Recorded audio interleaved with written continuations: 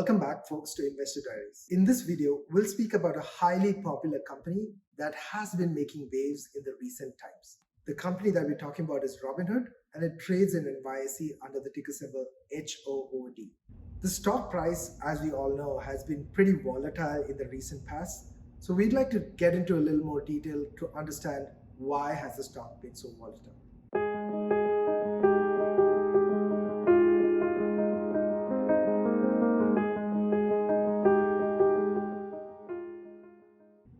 Yeah, so Robinhood, Nitish, as we know, it's been highly volatile, it's been highly controversial, it's been in the news. So let's try to understand what Robinhood is all about. So Robinhood Markets, this is an American financial service company. It's headquartered in Menlo Park, California. It's known for pioneering commission-free trades of stocks and exchange-traded funds via a mobile app which was introduced in March of 2015. Now, Robinhood is actually registered with the US SEC, and it is a member of Securities Investor Protection Corporation. Robinhood was founded in 2013 by the now CEO Vlad Tenev and Baiju Bhatt. Now the company has grown to over 2,100 employees.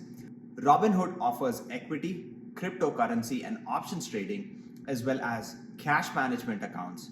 Users can make most of the trades for free, and the majority of the money that Robinhood makes is from customer order flow and a premium paid service. So now let's dive into the growth story of Robinhood. So Robinhood has been adding users at an incredible pace, faster than its peers. In the S1 filing, the company said it had 18 million funded accounts as of March 31st, up from 12.5 million at the end of 2020 and 5.1 million at the end of 2019. That indicates that Robinhood added almost 50% more customers in just 3 extremely tumultuous months, a period where the company was criticized for halting trading in certain stocks like GameStop at the height of the meme stock mania.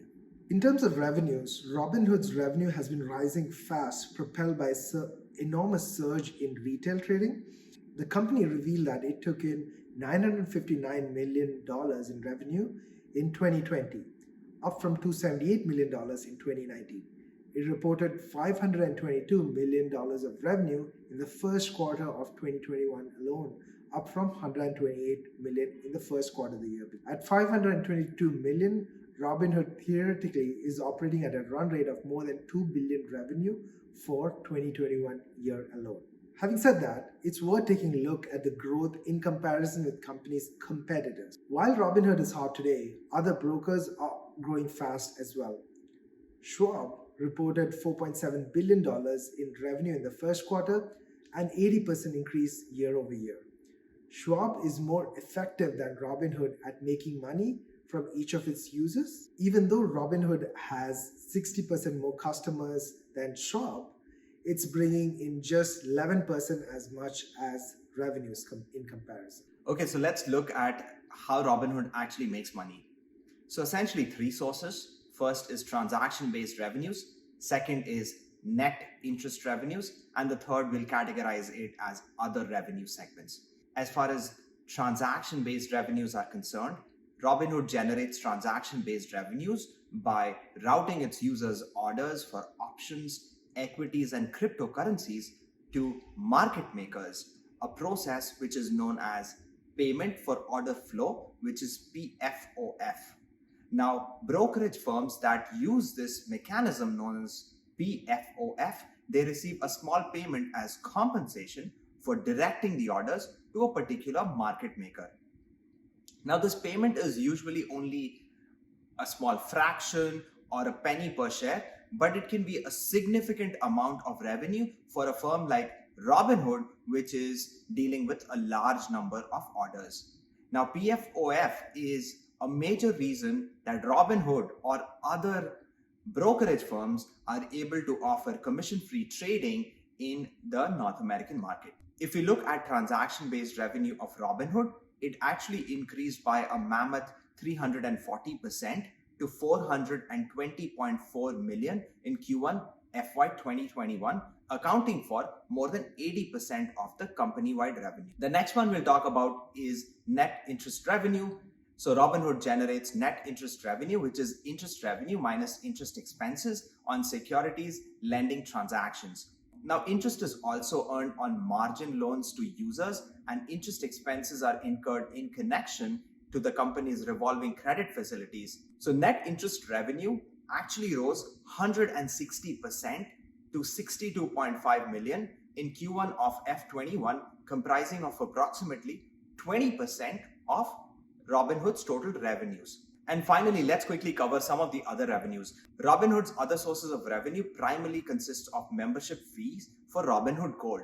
Robinhood Gold is a paid subscription service that offers users premium features, including enhanced instant access to deposits, professional research, NASDAQ level 2 market data, and access to margin investing for approved users.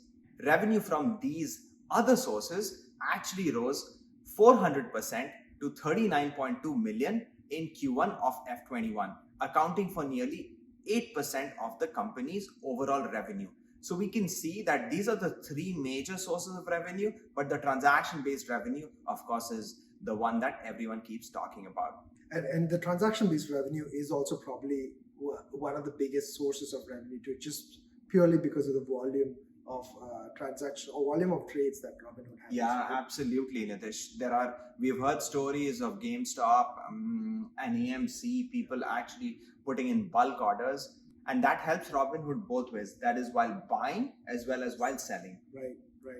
And I think Robinhood there's a lot of criticism on Robinhood, but I think in a way they've kind of revolutionized. They brought about this free trading. Now it's not just that, zero commission trading. It's not just them. There's Schwab, there's other players also offering. Yeah, so one of the arguments that a lot of people have started making is Robinhood is a game changer, but it's actually forced some of the other brokerage houses in North America to really dig deep into thinking if the commissions that they're actually charging for trading, should they continue to charge, or are they being forced to bring down their commissions? Now let's dive into some of the risks for Robinhood. So Robinhood's impressive growth has come with its own fair share of challenges. Earlier this year, Robinhood was slapped with FINRA's largest ever penalty, totaling to about $70 million. The settlement regards the technical failures Robinhood experienced in the March of 2020, Robinhood's lack of due diligence before approving customers to place option trades, and purveying misleading information to customers about aspects like trading on margin. Robinhood paid the SEC, Securities and Exchange Commission, $65 million after being charged with misleading customers about how the app makes money and failing to deliver on the promised best execution of trades. The SEC's charges came a day after Massachusetts regulators filed a complaint accusing the trading app of predatory marketing on inexperienced investors. While the revenue and user growth soared in early 2021 and fueled much of the momentum behind Robinhood's decision to go public, investors are seriously concerned that the revenue and user growth has already peaked. In fact, on a month-by-month basis, the number of both daily and monthly active users have actually decreased in March 2021 after peaking in February. In terms of profitability, Robinhood got a taste during 2020, booking a profit of $7.4 million on a revenue of $958.8 million. Yet, in the first quarter of 2021, they saw a return to losses for the platform as it booked a net loss of about $1.4 billion. Much of this loss can be chalked up to regulatory issues.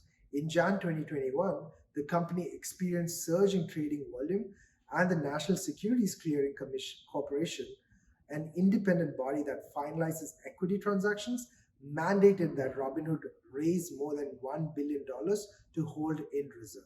So in conclusion, Robinhood is a new addition to the group of meme stocks that we at Investor Diaries don't recommend to long-term investors due to their detachment from fundamentals. That said, Robinhood still has a fairly solid business model that could see further growth in the years to come. However, a lot depends on how Robinhood complies with the regulations in the country and how the SEC views the practices and processes of Robinhood. As long as that uncertainty exists for Robinhood, we would not recommend any of our viewers to delve into the Robinhood stock. In fact, there are a lot of other stocks that we've discussed on this channel that you could actually go ahead and buy, but stay away from Robinhood. That's all, folks, for this episode. Thanks a lot for tuning in, and please don't forget to like, subscribe, and share this video if you've enjoyed it. That's all for today, and thanks everyone.